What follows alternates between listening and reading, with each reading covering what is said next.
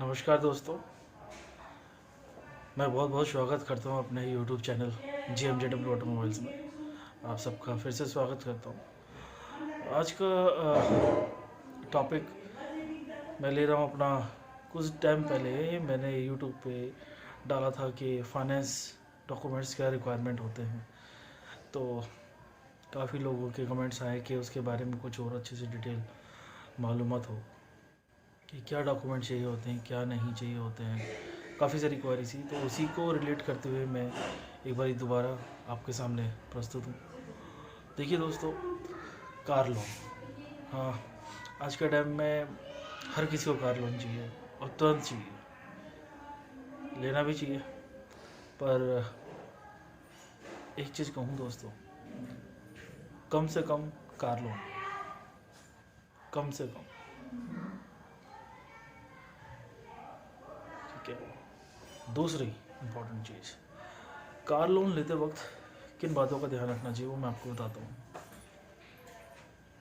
इसके अंदर क्या इम्पोर्टेंट चीज़ होती है कि जब भी आप कार लोन लेते हैं तो जो आपकी नेट इनकम है, मतलब जो आपकी अर्निंग है, चाहे आप सैलरीड पर्सन हैं, चाहे आप बिजनेसमैन हैं, ठीक है, तो वो देखा जाता है, या जिस भी तरह का आपका इनकम है कि कितनी इनकम आपकी आ रही है, उसके बेस के ऊपर बैंक ये डिसाइड करता है ये कितने अमाउंट तक की EMI पे कर सकते हैं। उस इनकम में से आपकी लाइबिलिटीज़ कितनी है, आपके पुराने लोन्स की EMI क्या चल रही है, उन सबको डिटेक्ट करने के बाद आपको नेटशल अपनी लाइफस्टाइल को जीने के लिए भी जो एक अमाउंट चाहिए होता है उसको लेस करने के बाद जो अमाउंट बचता है उसमें से बैंक आपकी EMI निकालता है। ये नहीं कि आपके 5-6 लोन ऑलरेडी चल रहे हैं और उसके बाद भी आपको नहीं, मेरे को तो जगुआर लेनी है या और कोई बड़ी गाड़ी लेनी है लोन्स के ऊपर, तो बैंक उस चीज़ में थोड़ा सा डिनाई करता है। तो कार लोन लेते वक्त ये चीज़ों का ध्यान रखें, पहली चीज़। और दूसरी इम्पॉर्टेंट चीज़ ये है कि बैंक दो तरह से लोन करता है, या तो एक्स शोरूम प्राइस पे लोन करता है या आपके ऑन रोड प्राइस पे लोन करता है। अब एक्स शोरूम प्राइस में तो आपको पता ही है, एक्स शोरूम प्राइस जो होता है गाड़ी का, सिर्फ गाड़ी का प्राइस, एक्स शोरूम प्राइस, उसके ऊपर लोन करेगा। उसमें सैलरीड पर्सन के लिए वो 85% से लेके 90% और 100% तक का भी लोन कर सकता है। डिपेंड करता है आपके सिबिल स्कोर पे और आपके अकाउंट क्रेडिबिलिटी के ऊपर। सिमिलरली ऑन रोड के ऊपर भी बैंक लोन करता है। ऑन रोड के अंदर इंपॉर्टेंट चीज़ें आती है गाड़ी का एक्स शोरूम प्राइस, गाड़ी का इंश्योरेंस और गाड़ी का रजिस्ट्रेशन अमाउंट। साथ में गाड़ी के अंदर अगर आपने फाइनेंस का रखा है तो HP चार्जेस होता है, हाइपोथिकेशन चार्जेस। उसके अलावा कई जगह स्मार्ट कार्ड चार्जेस होते हैं और HSRP चार्जेस होते हैं, डिफरेंट होते हैं, वो वरी करते हैं, ठीक है। मोटा मोटा ऑन रोड प्राइस यही होता है जिसमें आपकी गाड़ी का ex showroom price, insurance, registration, HSRP और HP, ये 5 चीज़ें इंपॉर्टेंट होती हैं। उस वैल्यू के ऊपर बैंक लोन करता है, 85% टू लेके 100% तक लोन की फंडिंग करता है। डिपेंड करता है आपकी सिबिल स्कोर और क्रेडिबिलिटी के ऊपर। उसके अलावा इन सब चीज़ों के साथ साथ बैंक ये भी देखता है कि अगर जैसे कोई स्कीम चल रही है गाड़ी के अंदर, मान लो सपोज एक गाड़ी है, उसके ऊपर गाड़ी का ऑन रोड प्राइस आ रहा है 6 लाख रुपए। अब कंपनी की स्कीम दे रही है, उसमें 50,000 का डिस्काउंट चल रहा है, तो वो 50,000 का जो डिस्काउंट है, बैंक उसके जो गाड़ी का ऑन रोड प्राइस बन रहा है जिसमें से बैंक फंडिंग करेगा, उसमें से वो लेस कर देगा। जो 50,000 डिस्काउंट माइनस करने के बाद 6,50,000 बना, उसका वो 85%, 90% या 100% लोन बैंक फंडिंग करता है।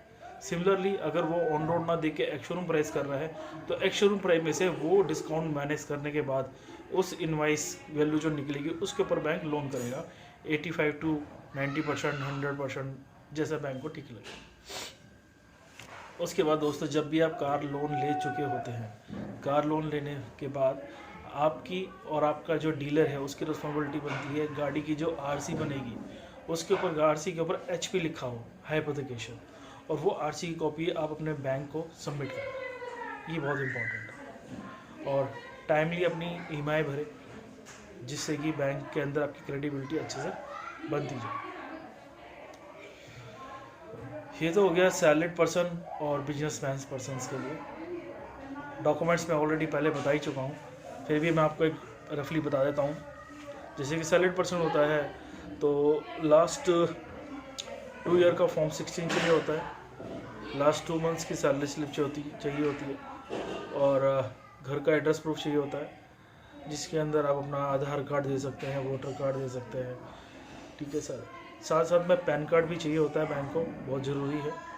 और इसके अंदर जो ऑनरशिप प्रूफ होता है, उसमें ऑनरशिप प्रूफ के अंदर बिजली का बिल चाहिए होता है, और बिजली का बिल मोस्टली लोगों के फादर के नेम पे होता है या मदर के नाम पे भी होता है, तो उसमें कोई कंसर्न नहीं है, बिजली का बिल चाहिए होता है। सिमिलरली अगर रेंटेड केस है तो रेंटेड केस के अंदर जहाँ आप सैलरीड पर्सन रह रहा है वहाँ पे उसको अपना रेंट एग्रीमेंट देना पड़ता है। मिनिमम टू मिनिमम 100 रुपये से ऊपर का ही रेंट एग्रीमेंट हो, रजिस्टर्ड या नोटरी अटैच हो तो बहुत ज़्यादा अच्छा है। वो लैंडलॉर्ड का बिजली का बिल भी लगेगा उसमें साथ में, तो रेंट एग्रीमेंट, बिजली का बिल, ये साथ में जरूर चाहिए होता है। और परमानेंट ऑनरशिप प्रूफ भी चाहिए होती है कि वो पीछे कहाँ से रहते हैं, बिलोंग कहाँ से करते हैं, तो वो चीज़ चाहिए होती है। और एक इम्पॉर्टेंट चीज़ है, अगर मैं मिस नहीं कर रहा हूँ तो जो सैलरीड पर्सन होता है उसमें ये देखी जाती है लास्ट 2 ईयर का जॉब कंटिन्यूटी देखा जाता है कि पिछले 2 साल से वो जॉब कंटिन्यू किस तरह से चल रही है। ऐसा नहीं है कि हर 6 महीने में जॉब चेंज कर रहा है। तो बैंक थोड़ा सा ये देखता है कि यार अगर मैं लोन दे रहा हूँ तो मुझे रिटर्न बैक आ पाएगा या नहीं आ पाएगा, इन चीज़ों को देखना पड़ता है। हाँ, कई बार अगर आप जॉब चेंज करते हो, ठीक है, तो आपके पास पिछली कंपनी का रिलीविंग लेटर और नई कंपनी जो ज्वाइन कर रहे हैं उस कंपनी का ज्वाइनिंग लेटर, ऑफर लेटर, वो बैंक को देना ज़रूरी है। कोई प्रॉब्लम नहीं आएगी उसमें लोन देने में बैंक को, क्योंकि आपकी जॉब कंटिन्यू चलती आ रही है। ठीक है, अब बात करते हैं जैसे कि कुछ मेरे भाई जो जॉब नहीं करते हैं और फिर भी कार लोन लेना चाहते हैं, या किसी वजह से उनकी अर्निंग दूसरे तरीके से है काइंड ऑफ, चाहे उनका रेंटल इनकम है या कुछ और तरह की इनकम सोर्स है, तो उसके देखिए ये चीज़ होती है, बैंक को हमें अपनी इनकम शो करनी पड़ती है। अगर आप ये शो कर सकते हैं कि इतना पैसा आपके अकाउंट में, या आप इतना पैसा हर महीने कमा रहे हो, चाहे वो रेंट की इनकम है, चाहे वो आप कोई और इनकम सोर्स है, बैंक को वो देखना होता है। उसके अंदर आपको एक चीज़ ये करनी पड़ेगी, उसमें आपको फंडिंग की ज़्यादा उम्मीद नहीं रखनी है कि बैंक में को मैक्सिमम फंडिंग कर देगा, मेजर फंडिंग हो जाएगी, नहीं। आप उसमें मिनिमम फंडिंग के लिए कर सकते हैं।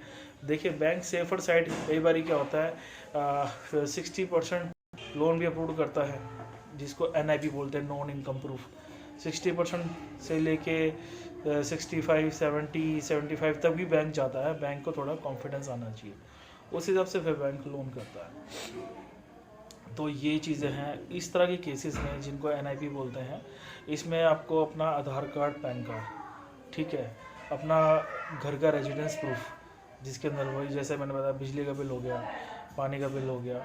अच्छा, एक छोटी चीज़ मैं इसमें ऐड करूँगा, बैंक जब कई बार ऑनरशिप प्रूफ मांगता है, तो ऑनरशिप प्रूफ के अंदर बड़ी इंपॉर्टेंट सी थोड़ी सी चीज़ें, एक तो बिजली का बिल होता है, हाउस टैक्स की रसीद होती है, पानी का बिल होता है, ठीक है, और मेजर तो फिर वही है घर की रजिस्ट्री। पर जहाँ तक मैं समझता हूँ घर की रजिस्ट्री नहीं देनी चाहिए।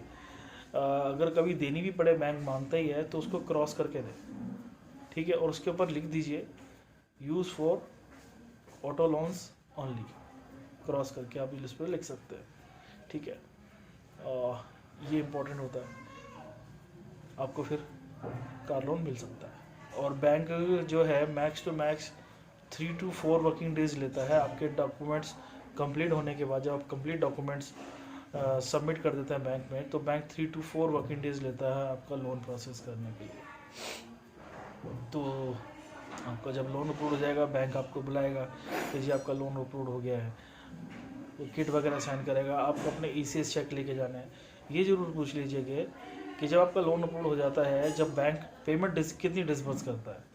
एक छोटी सी ये चीज़ होती है, जैसे आपने सपोज लोन लिया 6 लाख रुपए का, 6 लाख में से वो लोन डीलर को कितना डिस्बर्स कर रहा है, ठीक है, वो भी देखने की चीज़ है कि उसी हिसाब से आपकी डाउन पेमेंट बनती है बैंक के पास, जो आप डीलर को सबमिट करते हैं। कई बार बैंक क्या करता है, 6 लाख का लोन दिया, उसमें अपनी प्रोसेसिंग फीस माइनस कर दी, या कोई एडवांस EMI माइनस कर दी, या कोई उसने आपको ऑटो लोन इंश्योरेंस सेल किया, उसने वो ऐड कर दिया, तो ये चीज़ें हो जाती है। तो अपनी नेट डिसबर्स लोन अमाउंट भी आप उससे पूछ सकते हैं, कितने महीने के लिए लोन लिया आपने, 3 साल के लिए, 4 साल के लिए, 5 साल के लिए, 6 साल के लिए, 7 साल के लिए, उसकी ईएमआई कितनी बनेगी वो आप उसमें देख लीजिए। और ईएमआई शेड्यूल होता है जो बैंक 2 या 3 महीने के अंदर आपको बाय मेल या कोरियर भेज देता है, उसको आप रख सकते हैं। और ईसीएस करवा लीजिए। जब ये सब ईसीएस करवाते हैं तो बैंक से आप ये बोल सकते हैं कि ये ईसीएस मेरा किस डेट को लगेगा। कुछ लोगों का जो ऑटो लोन्स का होता है वो 1 से 5 तारीख के बीच में निकल जाता है, कई होगा क्या होता है 15 के बाद निकलता है। तो वो ईएमआई सर्कल जो है आपकी डिसबर्स जो पेमेंट है जो कब डिसबर्स हुई है उसके सर्कल पे डिपेंड करता है। तो वो आप अपने बैंकर से पूछ सकते हैं कि भाई मेरी को ईएमआई कब लगेगी। इन चीज़ों का, छोटी छोटी चीज़ों का ध्यान रखिए। और बाकी मोटी मोटी चीज़ें मैंने आपको बता दी है। किसी मेरे दोस्त को, मेरे व्यूअर्स को अगर कुछ और डिटेल चाहिए हो तो वो कमेंट बॉक्स में लिख सकते हैं। मैं उम्मीद करूँगा आपको बेस्ट सोल्यूशन देने की। मेरे कुछ दोस्तों ने पूछा कि आपकी कोई कंपनी है क्या, आप डिटेल जानते हो। देखो दोस्तों, मैं पिछले 12-15 साल से ऑटोमोबाइल सेक्टर में काम करता हूँ। बहुत तरह के केसेस हम देखते हैं कार लोन्स के, तो इसलिए मुझे पता है। तो मैं अपनी जो नॉलेज है वो आप लोगों से शेयर करता हूँ। थैंक यू सो मच दोस्तों।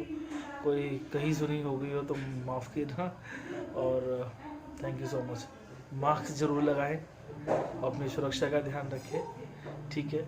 जितना हो सके लोगों से एक हेल्दी गैप मेंटेन करें ताकि हम एक अच्छे इन्वायरमेंट को क्रिएट करें। जय माता दी। Thank you.